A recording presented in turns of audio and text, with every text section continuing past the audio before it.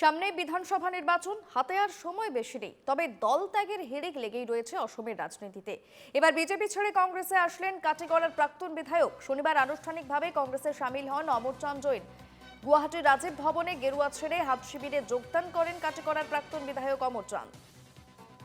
BJP ছেড়ে কংগ্রেসে কাটিগড়ার প্রাক্তন বিধায়ক শনিবার কংগ্রেসে সামিল হন অমরচাঁদ জৈন। গুয়াহাটির রাজীব ভবনে গেরুয়া ছেড়ে হাত শিবিরে যোগদান।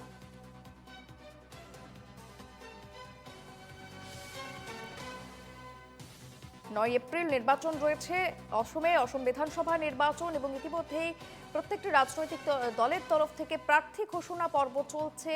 মনোনয়নপত্র জমা দিয়েছেন বেশ কয়েকজন প্রার্থী, আমরা সে ছবিও দেখেছি।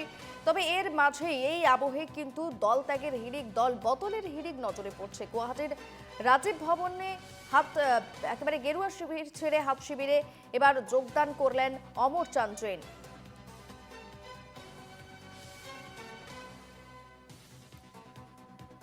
অপরদিকে অমরচাঁদ জৈনের যোগদানে সরব কাটিগড়া যুব কংগ্রেস। দলীয় নেতৃত্বের বিরুদ্ধেই উগরে দিলেন ক্ষোভ। স্থানীয় প্রার্থী সন্দীপ দাসকে টিকিট দেওয়ার দাবি কংগ্রেস কর্মীদের। তাদের অভিযোগ, একাধিকবার দল পাল্টেছেন অমর জৈন, তাকে বিশ্বাস করা সম্ভব নয়। বিজেপি থেকে আসা কোনো ব্যক্তিকে টিকিট দিলে সেটা মেনে নেওয়া হবে না, মন্তব্য যুব কংগ্রেস নেতার।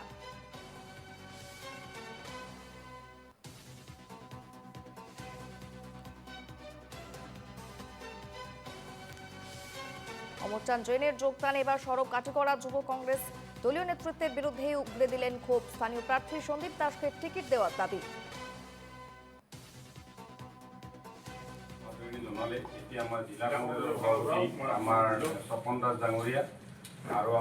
দৈনিক করতে প্রাক্তন বিজেপি বিধায়ক দেখা যাচ্ছে। যদিও আমরা টিকিট দেওয়া না হয় লোকাল ক্যান্ডিডেট, আমরা বুঝতে পারবো যে কংগ্রেস দল একটা দালাল দল, বিজেপির একটা সিন্ডিকেট দল।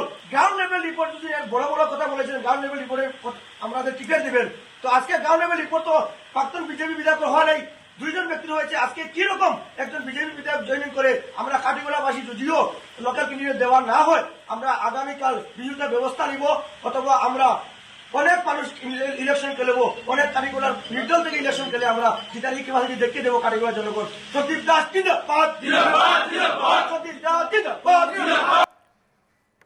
প্রাক্তন এমএলএ অমরচাঁদ মহাশয় গুয়াহাটিতে কংগ্রেসে জয়েন করেছেন। তো আমরা একটি বার্তা দিতে চাই কাটিগড়া থেকে যে উনি কংগ্রেসে এসেছেন ভালো কথা, কিন্তু আমাদের একটাই দাবি ছিল যে কাটিগড়ার স্থানীয় প্রার্থী সন্দীপ দাস, উনি বিগত 30 বছর থেকে কংগ্রেস করে আসছেন। আমরা কাটিগড়াবাসী আবারও বলতে চাই কংগ্রেস নেতৃত্বকে যে অমরচাঁদ জৈন মহাশয় এসেছেন ঠিক আছে, কিন্তু উনি ওয়ার্কার হিসাবে কাজ করেন, আমাদের কোনো অসুবিধা নাই। কিন্তু আমাদের যে দাবি স্থানীয় প্রার্থী দেওয়ার জন্য আমরা আবারও দাবি জানালাম। বিগত দিনে দেখেছি উনি নির্দল একবার ইলেকশন খেলেছেন, আবারও দেখেছি বিজেপির থেকে উনি এমএলএ হয়েছেন, এখন দেখছি কংগ্রেসে এসেছেন। তো সেটা নিয়ে আমাদের কিছু বলার নেই। বারবার যদি উনি দল বদলি করেন, মানুষ ওনাকে কিভাবে বিশ্বাস করবে সেটা বুঝতে পারছি না। তো ওনার যে কাজকর্ম দেখে যদি উনি ওয়ার্কার হিসাবে কংগ্রেসে কাজ করেন, আমরা কংগ্রেস সমর্থক হিসাবে এবং সন্দীপ দাসের সমর্থক হিসাবে আজকে কংগ্রেস নেতৃত্বকে জানিয়ে দিতে চাই, যদি আমাদের দাবি ওনারা না মানেন তাহলে আমরা কাটিগড়াতে বিহিত ব্যবস্থা নেব এবং আমরা অন্য চিন্তাধারা করব। লেভেল রিপোর্ট দুইজন মানুষের গ্রাউন্ড রিপোর্ট। প্রতিনিধি প্রদীপ্ত পুরকায়স তোমার সঙ্গে রয়েছেন ফোন লাইনে। প্রদীপ্ত, অমরচাঁদ জৈন যিনি গেরুয়া শিবির ছেড়ে কংগ্রেসে যোগদান করলেন, কেন করলেন? কারণ তিনি টিকিট পাননি। তবে এবার যে ছবি দেখা যাচ্ছে যে নতুন যে তিনি দলে যোগদান করলেন, অর্থাৎ কংগ্রেসের দলীয় কর্মী সমর্থকরা তারাই কিন্তু অমরচাঁদ জৈনের বিরুদ্ধে সরব হয়েছেন, তারা ক্ষুব্ধ তার প্রতি। আখেরে কি কোনো লাভ হলো এই দল বদল করে?